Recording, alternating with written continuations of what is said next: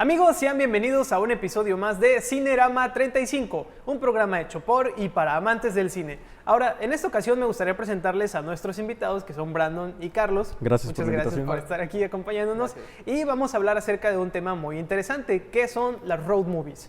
Entonces, pues ya entrando de lleno, ¿qué entendemos por una road movie? Porque ya habíamos conversado un poco al respecto y tenemos que hay muchas definiciones alrededor de este término.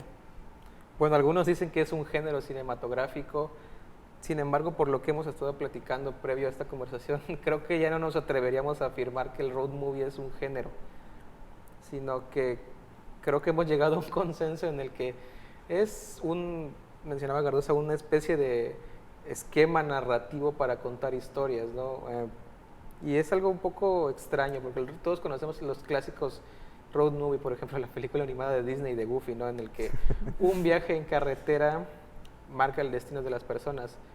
Y lo más clásico de cuando podemos pensar en un road movie es que una o más personas se mueven de punto A a punto B a través de un vehículo, y esas personas que son al principio sus actitudes, si tienen alguna dolencia, algún trauma, bueno, van a evolucionar al llegar hasta el punto B y van a cambiar su forma de pensar, sus acciones, van a pedir perdón, van a volver a amar. O sea, el road movie básicamente, y en términos muy generales, es una historia en la que de punto A a punto B evolucionas como persona.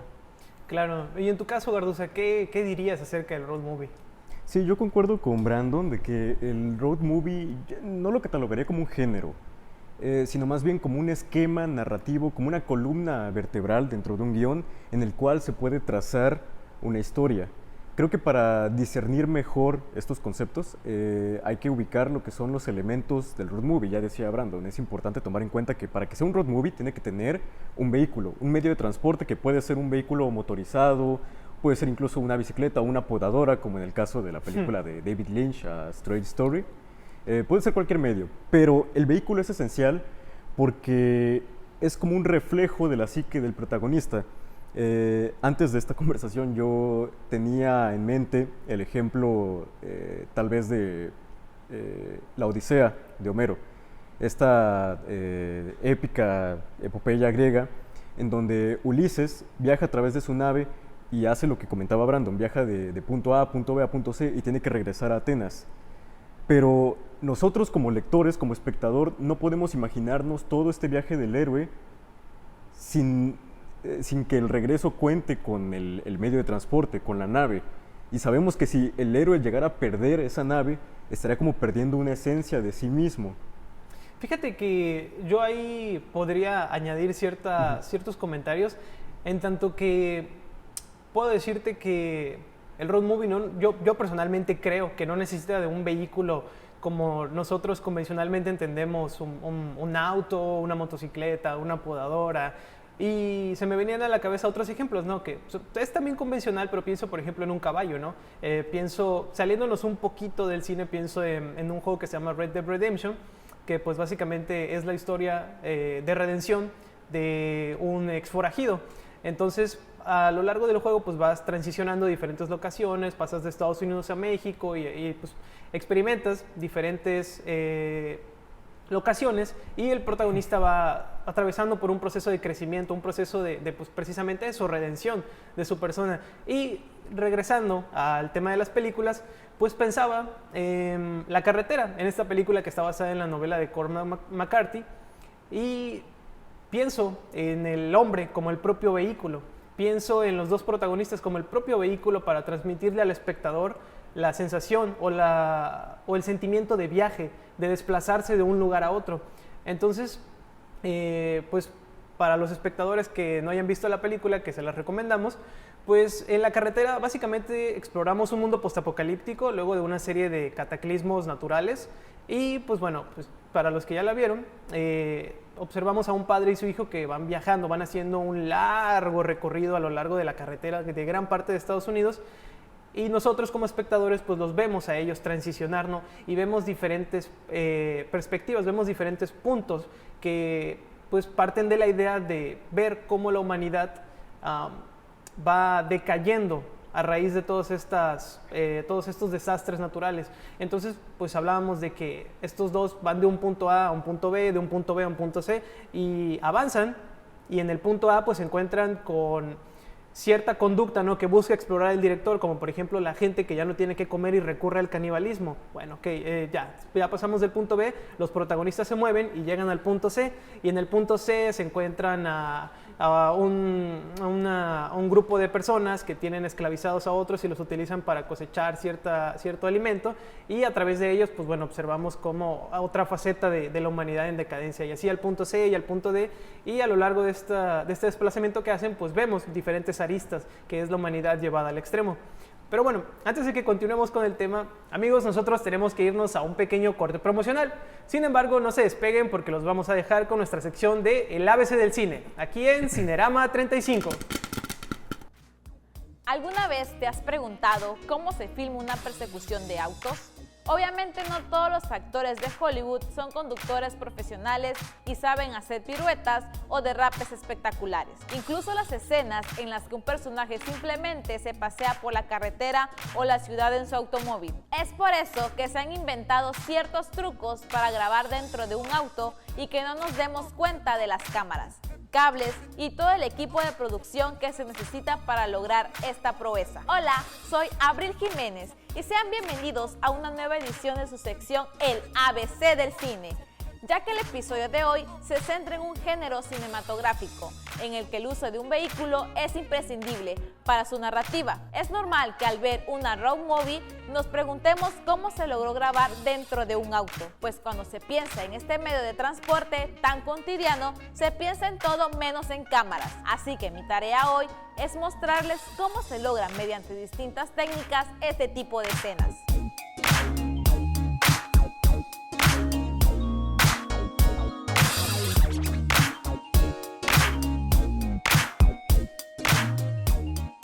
Efectos especiales al natural. Cuando comenzaron a rodarse las primeras películas, las persecuciones se hacían tal y como las vemos en pantalla. Es decir, los actores se montaban en el coche y ellos mismos realizaban las piruetas o las acrobacias que el guión exigiera.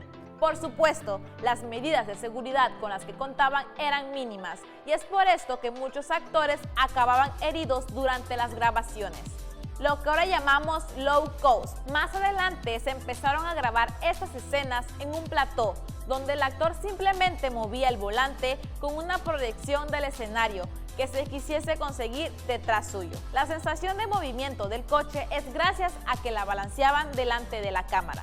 Así lo hizo Cary Grant en Intriga Internacional del célebre Alfred Hitchcock. La magia del cine gracias a los cromas verdes. Más adelante esta técnica mejoró gracias a las pantallas de croma. El croma es una pantalla con la que después del rodaje se añaden los efectos especiales necesarios. Las avanzadas tecnologías de Rápido y Furioso. Otro gran avance que introdujo la productora de Rápido y Furioso fue el Mic Rig. El Mic Rig es una camioneta en la que el coche va acoplado. Esta camioneta puede alcanzar velocidades más altas que otros camiones que se utilizaban para la misma función, además de la posibilidad de hacer acrobacias y derrapes y dar más realismo a estas escenas. Conducción remota. Aunque el Mic Rig se queda bastante atrás en cuanto hablamos de técnicas de filmación de escenas de coches si lo comparamos con el Go Mobile. Alcanza los 220 km/h y tiene un sistema de conducción remota para que los especialistas puedan hacer las espectaculares maniobras mientras el actor se limita a girar un volante ficticio y pretender que conduce. Con este sistema se grabó, por ejemplo, a Matt Damon en La Supremacía Bourne. Los autos de seguimiento o autos cámara son coches de todo tipo que han sido modificados para poder cargar grúas con cámaras de cine y equipos a control remoto de última generación y precios muy altos. Generalmente se usan coches como Subaru WRX o incluso Ferrari y Lamborghini usados para usar cámaras en vez de protagonistas. Estas son algunas de las técnicas que una producción cinematográfica puede implementar a la hora de rodar una escena con un auto. La imaginación y creatividad tendrán la última palabra. No me queda más que recordarles que soy Abril Jiménez y que nos estaremos viendo en un siguiente capítulo con más de El ABC del cine. Hasta la próxima.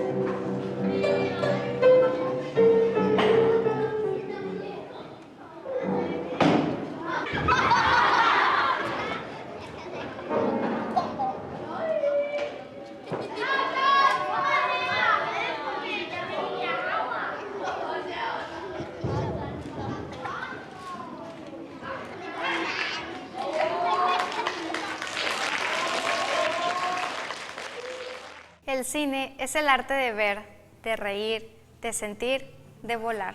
Es un arte que reúne las demás expresiones y hace de ellas una explosión de sensaciones que muchas veces es inexplicable. Es llorar frente a la pantalla en medio de cientos de desconocidos, viajar por París o por Texas. El cine es el arte que le entrega alas a nuestros deseos y nos permite chocar con nubes plagadas de sueños. Es una experiencia que tiene que mantenerse inmersiva. Cada cierto tiempo se ve amenazada, pero sin duda, a donde quiera que vayamos, siempre habrá alguien con ansias de captar su realidad a 24 fotogramas por segundo. Evoluciona, cambia y dejó sin trabajo a muchos cuando adquirió sonido. Necesitó de más cuando ya había color, pero siempre necesitará de quien lo repare ante cualquier falla. Ya que, sea fílmico o digital, el proyector solo es una herramienta, el técnico un ángel que nos transporta de un mundo a otro. En la década de los 70, el nuevo cine alemán se encontraba en su apogeo y la generación que firmó el manifiesto Oberhausen al ritmo de "el viejo cine alemán ha muerto". Solo creemos en el nuevo. Estaba lista para adueñarse del cine de autor con cintas intimistas y con una carga de sentimientos encontrados a raíz de la cada vez más lejana Segunda Guerra Mundial. Una obra de sus más grandes exponentes es En el curso del tiempo.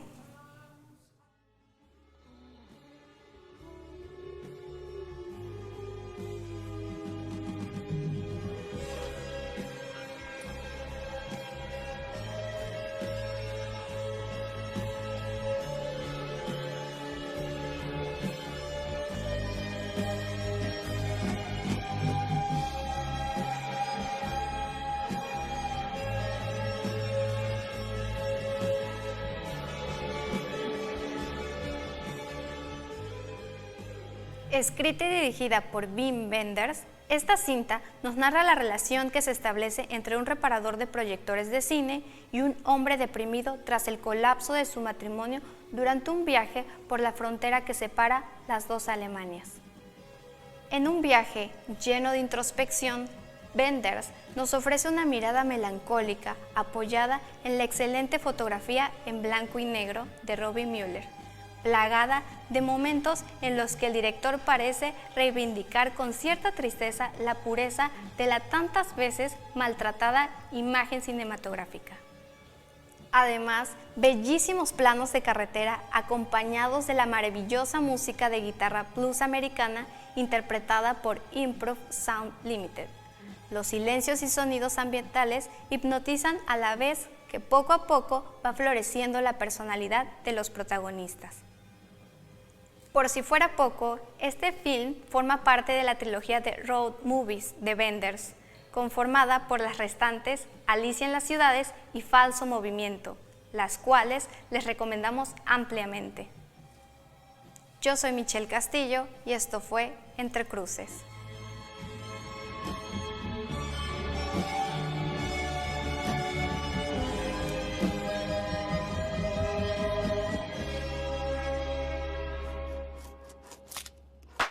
Amigos, ya estamos de vuelta aquí en Cinerama 35 y en esta ocasión estamos hablando con nuestros invitados acerca de las denominadas road movies. Ahora, Brandon, continuando con el tema, ¿qué más nos puedes decir sobre la road movie? Antes del corte y mientras comentabas que a veces quizá no es necesario un vehículo, bueno, en ese sentido sí, o sea, una persona puede encarnar con sus pies lo que es un vehículo, ¿no? Y nos mencionabas el caso de un videojuego. Y en ese sentido, Fallout, otra saga de videojuegos, de igual forma vas en varios puntos. Y yo creo que aquí entra la magia o el toque de los medios audiovisuales. En general del arte, porque primero que nada el road movie es un viaje. Y el hacer un viaje sabemos que no es algo fácil, ¿no? Es algo que tienes que pensar a dónde vas a ir, cómo vas a llegar. Y la mejor parte del road movie, y de estas cuestiones de exploración es que todo depende del ojo del director o del autor. Algunos road movies se centran más en lo que ocurre digamos, en el espacio, ¿no? Alrededor de nuestros personajes. Otros se centran más en la relación de los personajes dentro de la carretera o dentro del mismo auto. Se ven muchas conversaciones, o en ciertas películas también se ve una combinación de ambas, ¿no? Como en cierta medida podríamos decir que The Children of Men de Alfonso Cuarón es un road movie, a mi percepción, porque dialogan bastante dentro del vehículo, se conocen sus personalidades y de igual forma vemos el entorno, vemos este futuro posapocalíptico y cómo cada vez la condición humana se va degradando más a puntos bastante extremos. Yo considero que el vehículo es necesario en un road movie, aparte a veces se le dota de sentidos y significados muy subjetivos y muy interesantes. Por ejemplo, uno de los road movies imprescindibles a mi percepción es la película de Peter Fonda. Ya no me acuerdo cómo se llama. ¿Tú No, sabes? tampoco lo ubico. Bueno, No, debo de recordar. Bueno, ya regresará. Bueno, ya volverá. Ya volverá. bueno. Ajá. No me acuerdo cómo. Bueno, regresamos con los road movies imprescindibles. Bueno, Ujú. 3, 2, 1. Bueno, uno de los road movies imprescindibles que considero y que rompe totalmente con el esquema narrativo de cualquier tipo de historia es Pierrot el Loco de Jean-Luc Godard. Debido a que quizá en esta sí. película lo que transcurre, digamos, al tomar el auto, no se ven tantas conversaciones dentro del auto, pero lo que ocurre en cada punto en el que Belmondo y Ana Karina cometen sus crímenes es lo importante de la película. Y justamente aprendemos que, bueno, ellos son unos delincuentes, entonces sus redenciones al final de la película pues son un poco cuestionables.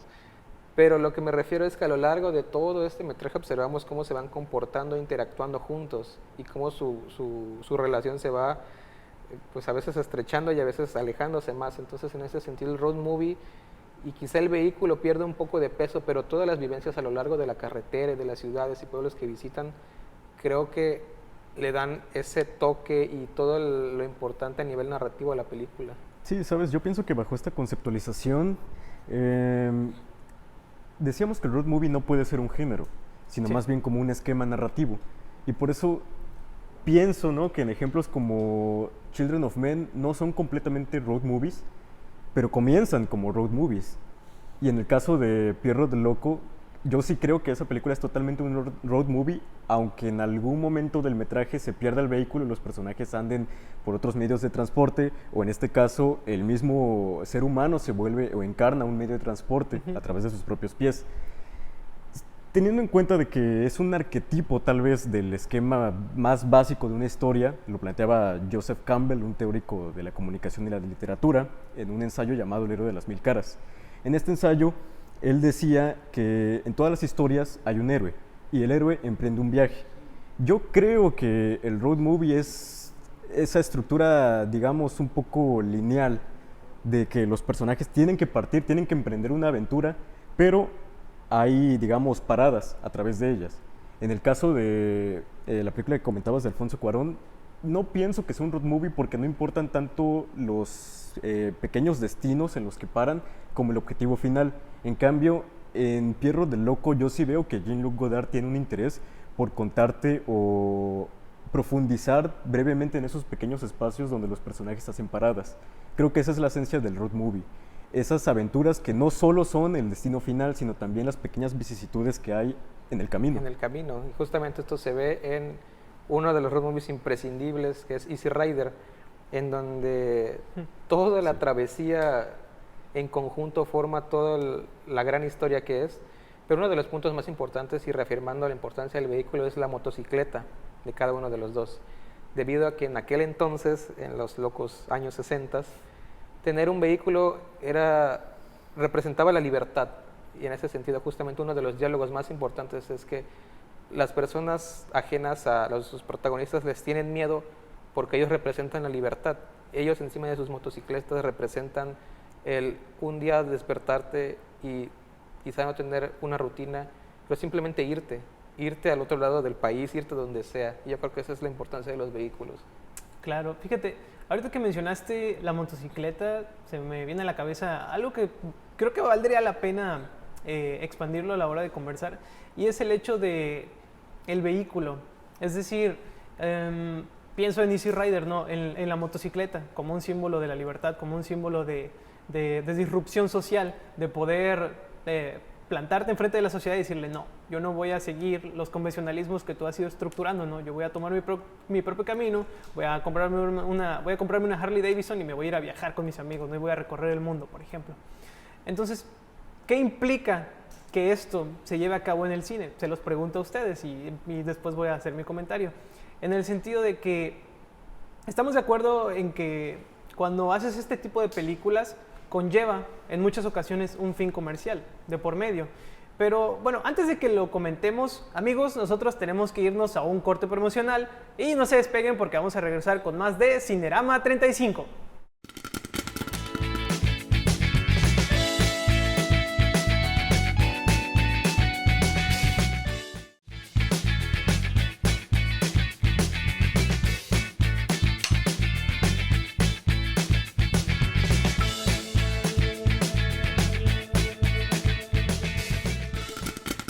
Amigos, ya estamos de vuelta en Cinerama 35, un programa hecho por y para amantes del cine. Ahora, retomando la conversación, a mí sí me gustaría de nuevo abordar lo que había tocado antes y pues ahondando un poquito más en ello. Hablaba sobre cuando la obra excede su significado. Y pues, ¿a qué me refiero con esto? Pensaba, por ejemplo, en películas como Mad Max, que de hecho lo estuvimos comentando o se los estuve platicando un poco fuera de cámara, en el sentido de que en estas películas, desde las primeras que salieron hasta la última, la de Fury Road, vemos cómo el vehículo se convierte en un símbolo de empoderamiento, un símbolo de virilidad, un símbolo de masculinidad llevada al extremo, la locura hecha a través de un viaje que realizas en el desierto con vehículos gigantescos, vehículos monstruosos. Y a lo que me refiero con esto es que el vehículo es un reflejo de la sociedad misma y promueve ciertas conductas o ciertos comportamientos a la hora de desenvolverse en la sociedad. Y esto va al son de que pues los vehículos más comprados dentro de los Estados Unidos pues son estas camionetas 4x4, son estas camionetas gigantes que tienen un gancho en la parte trasera, un cabrestrante en la parte delante, tienen un parachoques gigantesco. Entonces, todo esto es visto también como un símbolo de empoderamiento, si tú quieres, y ahí entra la noción de ritual, ¿sabes? Que también, de hecho, eso se nos traslapa aquí a México, ¿no? Que llegada a cierto punto está socialmente aceptado que tú ya tengas un vehículo, que te compres, si bien no un auto, por lo menos una motocicleta o algo para poder desplazarte. Ya no ni siquiera por una necesidad, sino porque tienes que tener un vehículo y es lo que la sociedad te dice, ¿no? Y luego incluso eso te puede costar como ciertas relaciones con gente que, como una pareja, por ejemplo, que pueda ver como necesario que tú tengas un vehículo o algo por el estilo. O sea mal visto que viajes a pie o que viajes caminando. Esto es llevado in extremis a la sociedad estadounidense, en el sentido de que pues, el vehículo se convierte en el ritual que pasa a la consumación de la adultez, ¿sabes? Eres un adulto hasta que finalmente tienes tu vehículo, hasta que finalmente tienes tu propio trabajo, hasta que finalmente tienes que pagar tus impuestos y tus deudas y eso. Y yo creo que precisamente Mad Max es un reflejo, es un símbolo de esta sociedad que ve al vehículo como una consumación de la adultez, como una consumación del crecimiento del individuo. Sí. Yo, dentro de ese símbolo que tú defines, ¿no? Como lo que representa el vehículo, creo que sí hay ciertas nociones que yo comparto. Para mí, el vehículo dentro de las road movies son más como reflejos o espejos de los protagonistas, pero concuerdo en que las road movies casi en su totalidad, dentro de esa estructura narrativa, intentan hacer una radiografía, por así decirlo, de la sociedad en cuestión, teniendo en cuenta que no solo se hacen road movies en Estados Unidos. Por ejemplo, antes del corte, Brandon platicaba acerca de la película Y tu mamá también, la cual es un road movie en su más básico esplendor, pero en cada uno de los puntos que paran los protagonistas es como un pequeño vistazo de las distintas culturas que hay en México, de las distintas sociedades y las distintas situaciones que te puedes encontrar visitando todos los estados de la República. Pero ahora bien, traspapelémoslos a Estados Unidos y con otro ejemplo clásico del road movie, Thelma and Louise, de Ridley Scott. Esta película, el vehículo comparte esos mismos símbolos que tú dices, que es un icono de empoderamiento, de libertad. Thelma y Louise son mujeres pues vilipendiadas de cierto modo. Una de ellas es agredida por su marido y escapan para darse un fin de semana loco viajando a otro condado. De ahí hay algunos percances que los hacen, terminan siendo fugitivas de la ley. Y a través de toda esta película, a través de la película, en cada estación en la que paran, te presentan una pequeña escena de machismo, un pequeño ejemplo de micromachismos que ellas viven día con día. Y yo creo que ahí es donde entra la radiografía de la sociedad contemporánea. Cómo en cada parada que hacen te presentan una situación que puede estar viviendo la sociedad en ese entonces. Bueno, así como en Amores Perros, los perros son un reflejo de sus dueños y son muy similares. En muchas de las road movies también hay muchos vehículos que se asemejan a sus conductores o a sus dueños. Platicábamos también el ejemplo de Little Miss Sunshine, en donde la camioneta, la combi, permanentemente está sufriendo percances mecánicos. Y discutimos un poco que esto podría representar lo quebrada que está esta familia. Una familia tan disfuncional, pues bueno, en cada momento hay peleas, hay discusiones, ¿no? Y es reflejo del hecho de que su camioneta no se encuentra en un estado tan óptimo, mecánicamente hablando. De igual forma, las radiografías a la sociedad que nos comenta Carlos, y como reflejo de las personalidades de quienes los conducen, lo podemos ver, por ejemplo, en Miedo y Asco en Las Vegas, en donde estas dos personas van conduciendo prácticamente una farmacia, ¿no? llena de todo tipo de drogas, de todo tipo de estupefacientes, pero justamente vemos lo salvaje que era la América a la cual ellos estaban enfrentando y buscando, cosa que también vemos en Easy Rider, debido a que en ciertos momentos se detienen en estados particularmente conservadores y ellos son vistos como hippies, son vistos como homosexuales. Entonces, de igual forma, en aquellas décadas pues no era bien visto, ¿no? Entonces son atacados. Y justamente esto es muy interesante el road movie, ¿no? Que vemos cómo se hace una radiografía y se escanea sociológicamente hablando a cada población, ¿no? Porque eso es lo interesante del road movie, que te mueves de punto A a punto B, pero punto A o punto B puede ser un país entero, puede ser una ciudad. Sí. Pero en una misma ciudad ves contrastes diferentes y creo que eso es lo genial del road movie. Fíjate, se me venía a la cabeza otro ejemplo de una road... Bueno, no es como tal una road movie porque aparte ni siquiera es una película sino una serie, pero se centra en parte en el viaje, que es una serie producida por AMC, creo que se llama esa cadena. Así son las siglas, ¿no? Sí, AMC, que se llama The Terror, que está basado en una novela de Dan Simmons. Pero pues bueno, ahora amigos, nosotros tenemos que irnos a un pequeño corte promocional, pero no se despeguen porque todavía vamos a nuestra sección ¿Cómo se hizo? Y después regresamos aquí en Cinerama 35.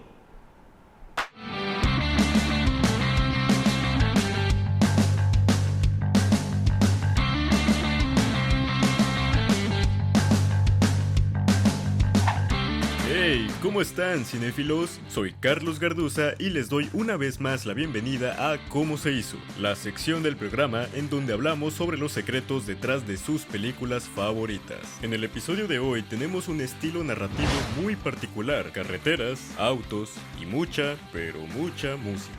¿Ya lo descifraron? Me refiero ni más ni menos que a las road movies, cintas en las que regularmente dos personas realizan un viaje por medio de algún vehículo, regularmente un auto, para llegar a un destino en particular, pero como es bien sabido, muchas veces lo que importa es el camino y todas las experiencias que se viven en el proceso. De esta forma, quizá no solo se trate de avanzar muchos kilómetros, sino también de reflexionar sobre quiénes somos y hacia dónde nos dirigimos. Pero ya que esto no se trata de una clase de filosofía, vamos a hablar de una vez de una road movie catártica, con personajes y un vehículo entrañable. Me refiero a los Hoover y a su Volkswagen Combi en Little Miss Sunshine. Pero creo que ya la hice mucho de emoción, así que alisten el bochito, arranquen el motor y comencemos. Para comprender este estilo de narración, tenemos que trasladarnos a otra expresión artística, la literatura. Y es que podría decirse que el viaje no tan solo es pasar de punto A hacia punto B, es también una travesía por la cual un personaje desarrolla su complejidad, se muestran sus motivaciones, decepciones, entre otras características. Y esta idea no es nueva, se encuentra arraigada desde el viaje iniciático propuesto por Homero en la Odisea. Pero hubo una novela en particular que marcó un antes y un después en El Camino, de Jack Kerouac. Fue a finales de los años 50 cuando este miembro de la generación Beat se encargó junto con William Burroughs y Allen Ginsberg a desmitificar el sueño americano, dotando a sus historias de personajes y situaciones que reflejaban la otra cara de Estados Unidos. ¿A qué nos referimos? Historias llenas de sustancias que marean, jazz, poesía e introspección personal. Todas estas son algunas de las características de la literatura beat y afortunadamente su esencia se trasladó a la gran pantalla. Un gran ejemplo de esto es Easy Rider de Dennis Hopper, en donde queda marcado que en la América de la posguerra tener un vehículo propio e ir a donde se te dé tu regalada gana era la libertad en su estado más puro. Ahora sí, pasemos a Little Miss Sunshine. Esta cinta se encuentra llena de secretos y curiosidades bastante sorprendentes. Y es que de entrada le debemos la película a nuestro camarada Arnold Schwarzenegger. Sí, el actor y el entonces gobernador de California, quien dijo: "Si hay algo en este mundo que me da asco, son los perdedores". Vaya declaración. A partir de allí, el guionista de la película decidió satirizar y atacar el planteamiento y desarrollarlo a lo largo del largometraje. Pues esta es la filosofía de mentalidad de tiburón que predica Greg Kinnear durante toda la cinta. En primera instancia, el viaje por carretera, que funciona como columna vertebral de la cinta, no pasaba por el mismo recorrido que se mostró finalmente. Si en la película vemos que la travesía lleva a la familia de Nuevo México a California, en el guión original el grupo partía de Maryland y su viaje culminaba en nada menos que en Florida, la meca de los espectáculos de belleza infantiles. Con quien los productores no contaban era con Steve Carell, pues en ese entonces aún no había invadido Hollywood. Afortunadamente para ellos y para el buen Steve, entre el rodaje del filme en verano de 2005 y su llegada a los cines un año después, se estrenaron Virgen a los 40, que fue todo un éxito comercial, y la serie The Office, que convirtió y catapultó a Carell en uno de los reyes de la pantalla chica. Y como dato final, puedo decirles que la película estuvo en riesgo de no ser realizada, ya que el presupuesto fue su talón de Aquiles. La llanta pinchada en medio de la carretera, la balata descompuesta, bueno, ya entendieron. Little Miss Sunshine sufrió el desprecio de las majors durante años, sin conseguir la financiación necesaria para darle luz verde al proyecto. Tras el abandono de Focus Features en 2004, la única opción viable que quedaba era que el productor Mark Turteltaub pusiera el dinero de su propio bolsillo tras recomprar los derechos de la película. Un desembolso que le salió rentable, pero que también le pudo haber hundido de no haber logrado tal éxito con su película. Y bueno, amigos, esta es una road movie que se encamina a cumplir los 20 años de su estreno, pero que sin duda es todo un clásico moderno y un referente en su estilo. Solo me queda recordarles que soy Carlos Garduza y que tenemos una cita en el siguiente episodio de Cómo se hizo. Adiós.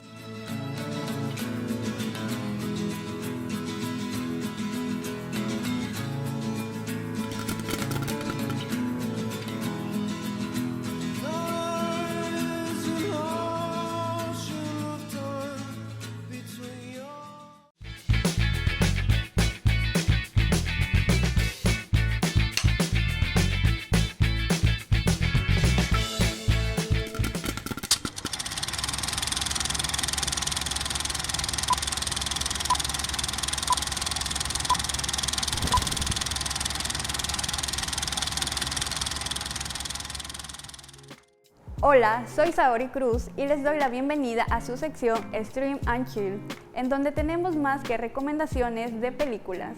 Desde Japón tenemos El verano de Kikuhiro. Masao es un niño de 9 años al que le toca pasar las vacaciones de verano con su abuela, así que se acabaron los partidos de fútbol, ya que todos sus amigos se han marchado a la playa. El aburrimiento de Masao es tal que se le ocurre la idea de buscar a su madre, a la que nunca ha visto. Con muy poco dinero y con una fotografía y una dirección como únicas referencias, el plan parece condenado al fracaso. Una amiga de su abuela propone que su marido acompañe a Masao. El problema es que Kikuhiro, un antiguo yakuza, no parece la compañía más recomendable para un niño. Después de plasmar una estética de la violencia con filmes como Sonatin o Hanabi, el actor y director Takeshi Kitano se desmarcó de su estilo anterior para rodar esta amable comedia fundamentada en la relación que se establece entre un antiguo yakuza y un niño. planteada como una road movie en la que ambos comprenderán a compartir y a comprender el verano de Kikuhiro, es el fin más peculiar de Kitano, pese a que aparece el mismo tipo de personajes que le han hecho famoso internacionalmente. Como es el habitual en sus cintas, el mismo Kitano, además de dirigir el film, es el firmante del guión e interpreta a uno de los protagonistas. Por ser una road movie con un toque diferente a los habituales, mi recomendación de hoy es El verano de Kikuhiro. Amigos, ya estamos de vuelta en Cinerama 35, un programa hecho por y para amantes del cine. Ahora, retomando el tema de las road movies, les estaba platicando acerca de esta serie de la AMC que se llama The Terror, que pues narra la exploración que realizan estas personas a bordo de sus barcos tratando de encontrar un paso a través del Ártico y así mejorar su línea de suministros. El problema es que pues estamos hablando de 1888 aproximadamente y esa zona en particular, incluso en verano, se encuentra congelada. Y lo que le sucede a los tripulantes de estas naves es que quedan encallados en el hielo, se quedan atrapados en el hielo y bueno, a partir de ahí podemos observar cómo conforme se va congelando cada vez más la nave, conforme más va bajando la temperatura, conforme se va acabando el carbón que va directo a las calderas, la propia cordura de los tripulantes se va yendo, se va desvaneciendo poco a poco, así como el carbón se les está terminando, así como los suministros, como los alimentos se les van acabando. Y todo esto desencadena en un viaje hacia la locura, en donde podemos ver cómo recurren hacia conductas sumamente perversas como el canibalismo, como la traición, como el sabotaje y un montón de discusiones más que se abordan. Y pues todo esto visto también a través del viaje. Les digo que igual y no es la estructura convencional del road movie, pero parte de un viaje que se quiere realizar. Y pues también se van desplazando porque encallan en estos bloques de hielo, pero el mismo bloque de hielo los está arrastrando hacia una dirección que no conocen. Al igual que pues termina siendo su destino, pero bueno. Pensaba en ese ejemplo de Terror, no sé si les gustaría comentar algún otro ejemplo más, su road movie favorita, la road movie que recomendarían. Sabes, todo este debate me hace llegar a una conclusión tal vez un poco anticlimática para el programa, pero creo que esa es una virtud también que tiene el road movie, que al no ser un género estricto, más bien como decíamos, todo un esquema narrativo, permite jugar bastante con él, o sea, romperlo. A veces puede haber vehículos, a veces pueden los personajes caminar a pie, a veces pueden moverse de punto A a punto B, o a veces pueden quedarse en un punto y ahí termina la película y se convierte en otra cosa. Creo que eso es lo más padre que tiene el road movie. Y bajo esto que comento, creo que yo recomendaría, no una película, pero sí un capítulo de una serie que tal vez aquí ya conozcan, Black Mirror. El primer capítulo de la tercera temporada se llama Caída en Picada.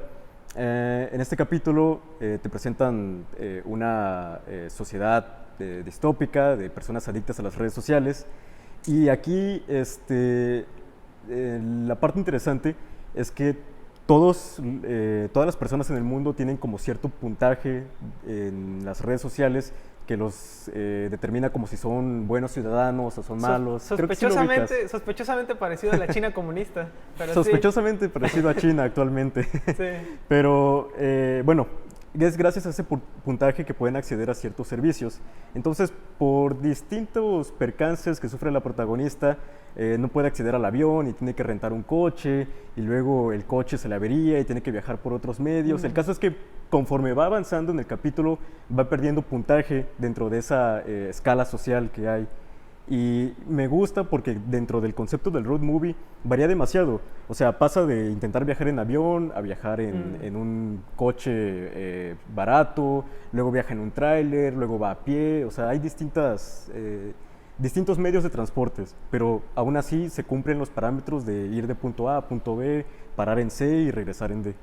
Ok, buena recomendación. En tu caso, Brandon. Es muy interesante y justamente lo genial del road movie es que se presta a diferentes interpretaciones. Ya lo vemos, por ejemplo, en toda la filmografía de Jim Jarmusch hay un viaje, de una u otra forma lo hay, y los personajes evolucionan, ya sean vehículos, formas de pensar, es lo interesante de su filmografía. Y otras maneras de interpretar, por ejemplo, el road movie lo hace ya se me olvidó. ¿Otra vez? No, ya iba con Wim Wenders.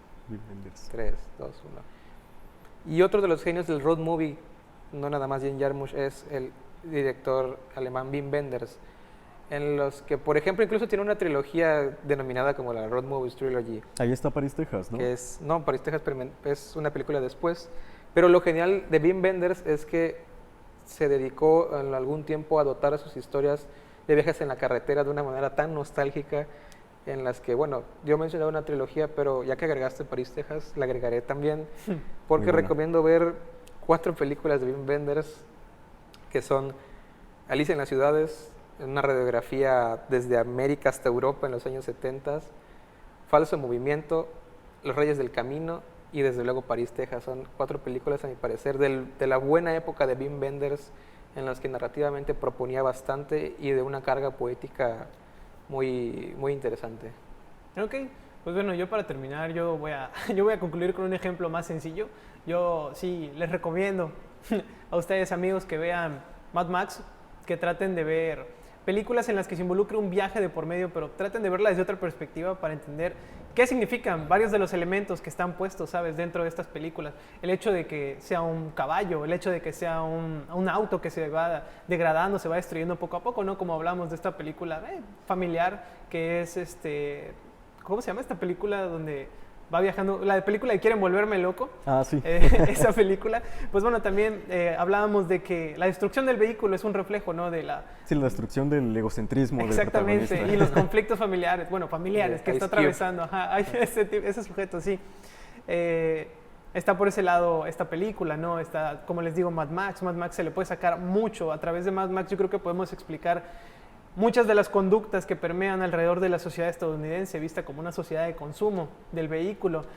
Pienso también en la carretera, ¿no? Como una oportunidad para ver a la humanidad llevada al extremo, con esta narrativa que les comentaba antes, que me gusta llamar como de museo, donde vas haciendo diferentes paradas en diferentes lados, y en cada una de estas locaciones pues vas viendo, ¿no?, diferentes exposiciones de la humanidad puesta en ciertas situaciones en concreto.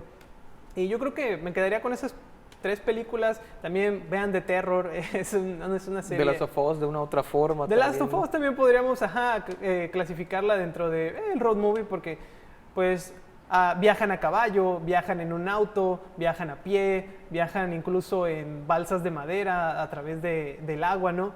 Y pues todo ello aborda el tema del crecimiento y la relación que hay entre los dos personajes.